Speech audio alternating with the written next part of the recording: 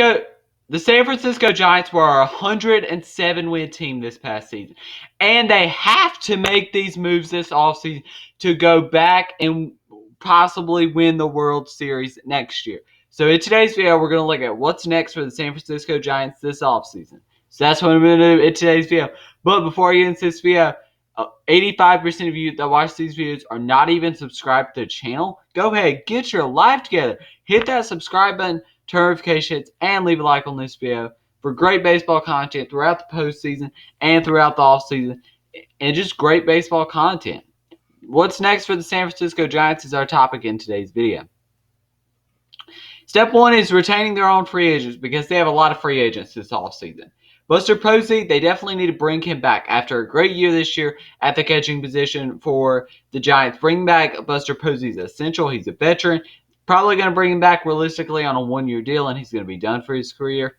Chris Bryant definitely is a bring back as well. He was very good in his time in San Francisco, seemed to enjoy San Francisco as well, liked being there, and I think Chris Bryant would be something that you definitely need to bring back, even with Evan Longoria at third base. He's very versatile, can play the outfield as well, and I think Chris Bryant would be a great guy to bring back.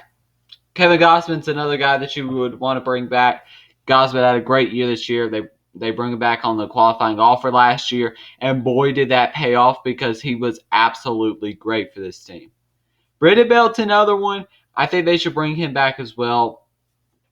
This is a guy that they should definitely bring back. There's no reason why not to bring back Brandon Belt after a great year this year.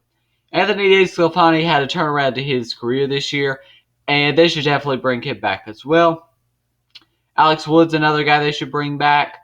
Wood might be the hardest guy to bring back, even though he may cause the less money in this group of starting pitchers, is just because they're going to have to spend a lot of money in these free agents to possibly bring it back. Dominic Liano, I think, is a bring back, and they need to let Johnny Cueto and Donovan Solano walk.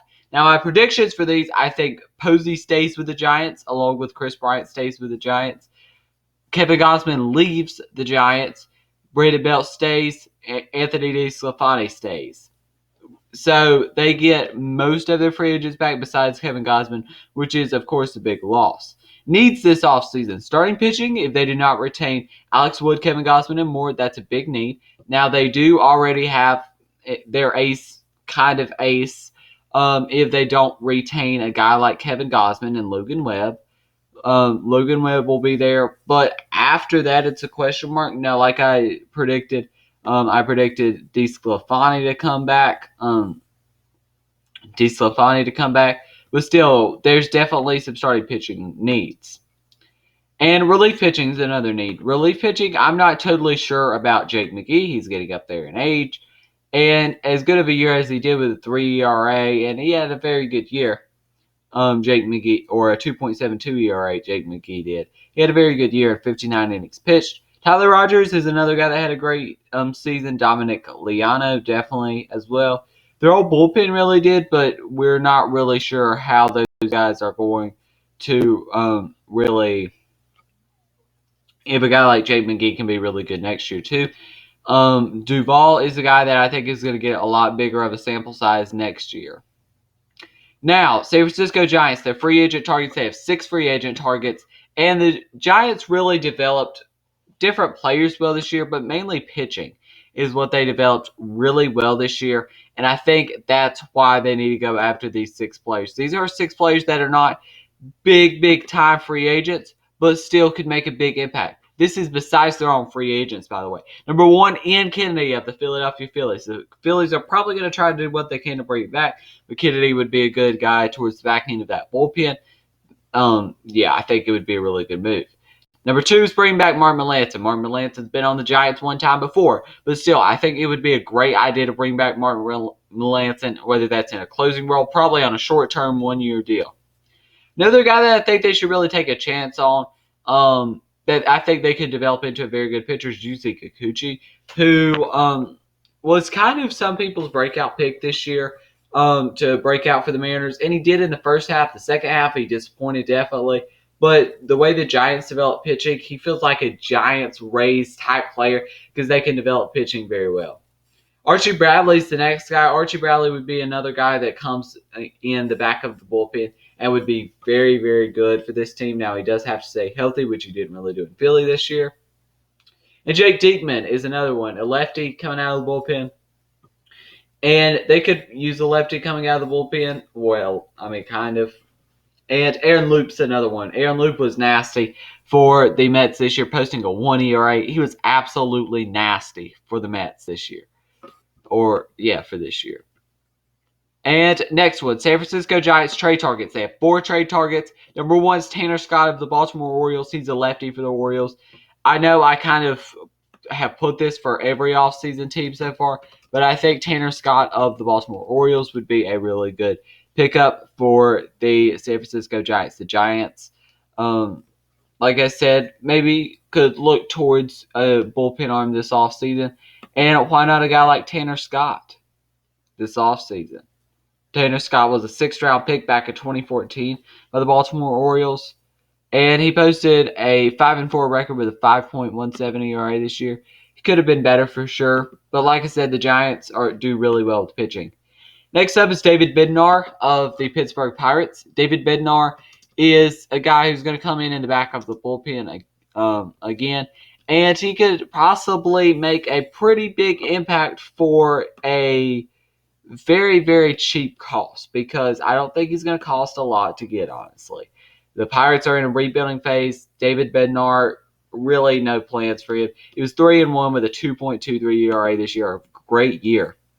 Next up, Sonny Gray of the Cincinnati Reds. This is one I think they should heavily pursue this offseason. I think Sonny Gray would be a great idea for this San Francisco Giants team. They need a starting pitcher. Clearly, especially if they lose Gausman. Even with Gausman, I think they could kind of use the starting pitcher. Sonny Gray would be a great option there to for them. And the other one's Kyle Hendricks of the Chicago Cubs. I think both would be great options for them. Hendricks is a guy that's going to cost a little more. Sonny Gray has a extremely friendly contract. So you could get him for obviously you're going to have to give up quite a bit, but you're going to get him for a little bit of a better contract. He was 7-9 on the year with a 4.19 ERA in Cincinnati. And Kyle Hendricks in Chicago this year with the lonely Cubs. How bad they were this year. He was on the year. Let me see. So, like I said, Kyle Hendricks, good trade target for a Cubs team that is rebuilding. And this Giants team, like I said, they could use this starting pitcher. Hendricks could be the 1, 2, or 3 in this rotation, honestly.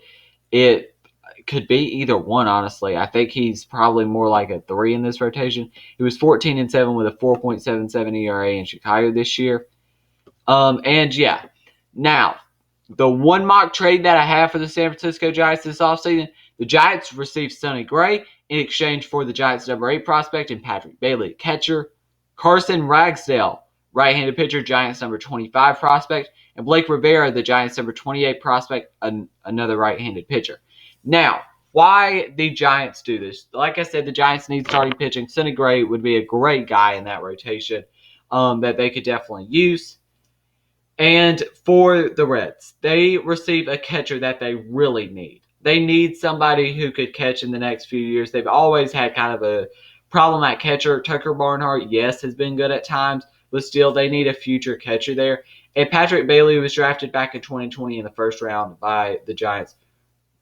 Really never made sense for him to be there, and he would be a great asset to send back to the Reds. Carson Ragsdale is a right-handed pitcher, the Giants' number 25 prospect, and Blake Rivera, who is another right-handed pitcher. The Reds do really good stuff with pitchers over there, so maybe they could get something out of Carson Ragsdale and Blake Rivera there. I think that this is something that they should definitely think about doing this offseason.